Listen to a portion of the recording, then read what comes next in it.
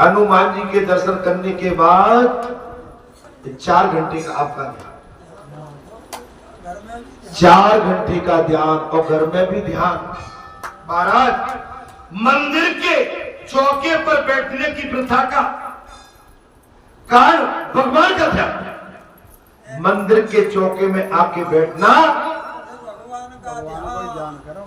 केवल भगवान का ध्यान। क्या करना है उस समय? सांसारिक बातचीत नहीं। ले अब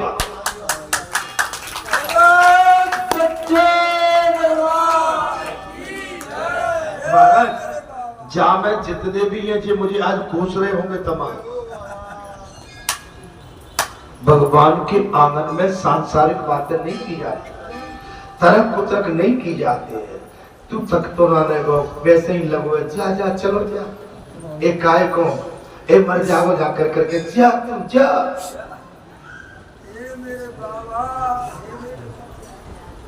ए भैया, ए ते लगे तेने लगे रंदो। अच्छा मुझसे कह दो, तुम मुझसे कहो आए के बाबा तू 30 साल से लगो, जा यहां से आए। अरे भैया, जिनसे क्या कहते हो जी, तो भैया बोलते नहीं है, मैं तो बोलता बैठा हूं। तुम्हारी बात का जवाब मैं अच्छे से दे दूंगा जहां से। मैं नहीं सकूंगा भैया। माता से ना पूछी, मैंने सबकी पूछ ली। अरे मैंने सबसे पूछ ली, तुम थके तो नहीं हो? तुमने बाबा से क्यों नहीं पूछी, बाबा तू थको है तो? मैं कहूँ के जा जन्म में का, मैं कई जन्म तक नहीं थकूंगा।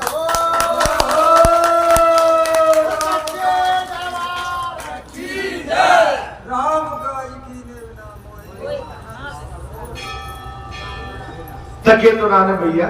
आप बताइए, अब कौन से कहो भूख खुदा लग रही है, और बात से कह रहे भूख तो लग रही।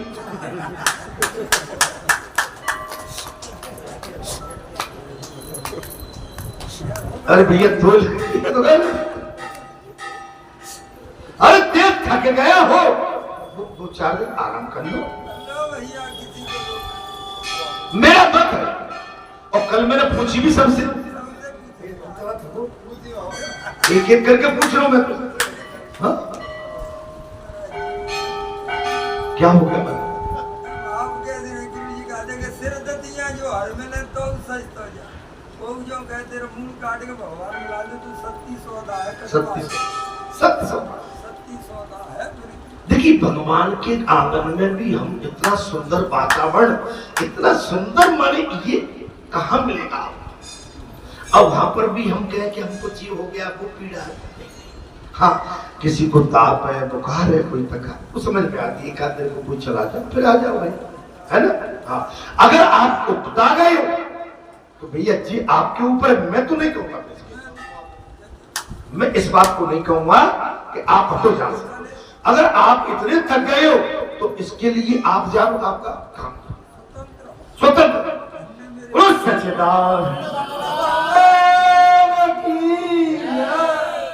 बस थोड़ी सी भैया कथा और कहूंगा। लाला ना भजन सुना दे भाई। हाँ, अब मैं थक गया, थोड़ी कथा कर, थोड़ा भजन कह दो। सावन का महीना है, अच्छे से भजन कह दो। और मैं एक दृष्टांत और कहूंगा छोटा सा, 12 बज जाएगी, मैं कथा पूरा, ठीक है? हाँ, बोल सच्चिदानंद। कथा सुना रहे भैया, अमृत विवाह है, और पी लो तो पी लो, तो भैया पी लोगे तो भगवान के बन जाओगे। जय श्री राधे, हरिओम। और बोले बाबा, एक बार पार्वती मैया और राजा दक्ष ने यज्ञ कराई। पार्वती मैया भोले बाबा से कहने लगी, हे भोले बाबा, मैं जाऊंगी अपने पिता के यज्ञ में। भोले बाबा मना करने लगे। जय श्री राधे, हरिओम। क्या करें भोले बाबा? शिव शंकर वरदानी ओ जय श्री राम। सती भवानी जय जय हुक्म जाऊं तीरथ को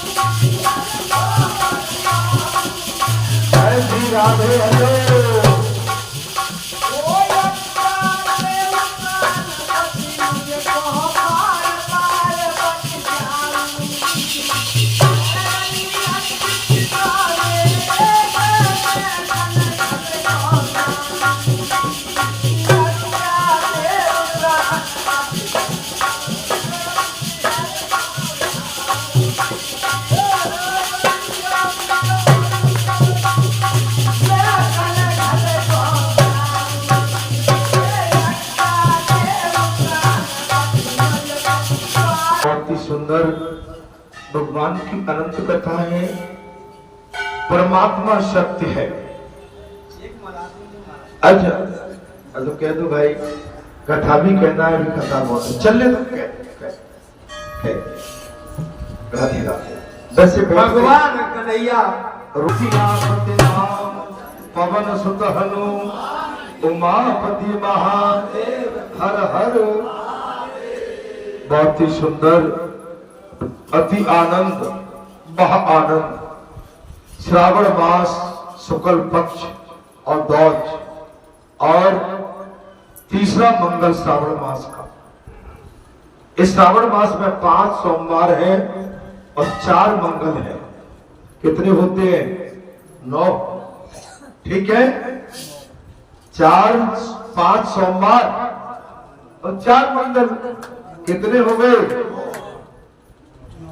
तो समझ लो आप, 9 का आंकड़ा हमेशा मंगल रहता है। श्रावण मास अत्यंत कल्याणकारी है ये मास।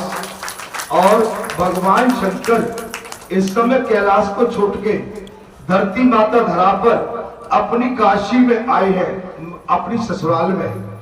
और मां भगवती धरा ने संपूर्ण सौंदर्य अलंकार कर रखा है। किसके लिए? भगवान शंकर के लिए। भगवान शंकर के लिए माता पार्वती ने संपूर्ण श्रृंगार कर रखा है। यही वास्तविकता है, यही सत्यता है और यही हमारी हकीकत है। परमात्मा का स्वरूप ही सत्य है महाराज। परमात्मा का स्वरूप कैसा है? अरे सत्कर्म करते समय अनेक विघ्न आते हैं। आपके हमारे सत्कर्मों में अनेक विघ्न आते हैं। कितने विघ्न आते हैं? बोले सत्यम परम धीमहि।